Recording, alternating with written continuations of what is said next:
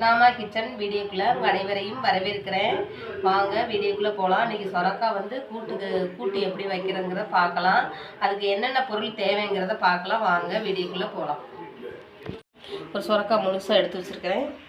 கொஞ்சம் பாசிப்பருப்பு, 4 தக்காளி, பாசிப்பருப்பு வச்சுருக்கேன். இப்போ தக்காளி, பூண்டு, பாசிப்பருப்பு எல்லாத்தையும் வேக வைக்கணும்.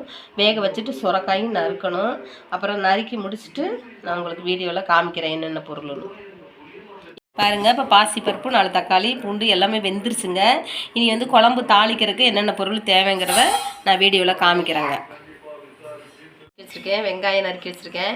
இப்போ வந்து எண்ணெய் காஞ்சிருச்சு. இப்போ எப்படி தாளிக்கிறதுன்னு பார்க்கலாம். கடுகு போட்டுடலாம்,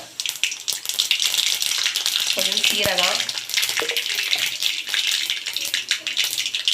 வெங்காயம், மல்லி, கருவேப்பிலை, இந்த சொரக்காயும் போட்டுருவோம்.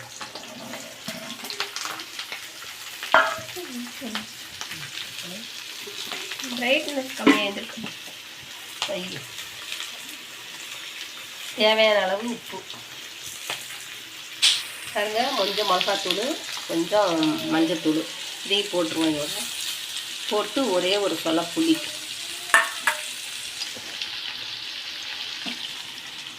இந்த புளி வந்து நல்லா கரைச்சிக்கோங்க தண்ணியில்.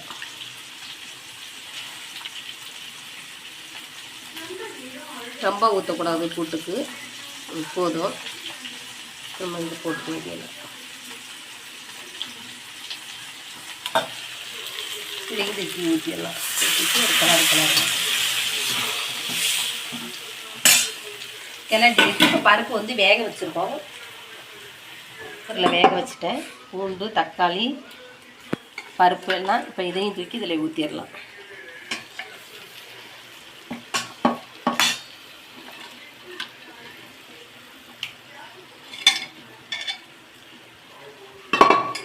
கூட்டு எவ்வளோ தேவையோ அந்த தேவையான அளவு தண்ணி ஊற்றிக்கணும்.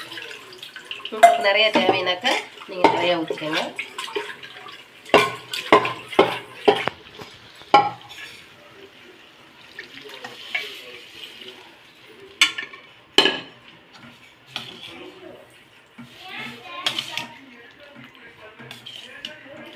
நல்லா கிளறி விட்டணும். இப்போ நல்லா கொதிக்கணுங்க. வெந்து வரும்போது இறக்கும்போது நான் உங்களுக்கு வீடியோ காமிக்கிறேங்க.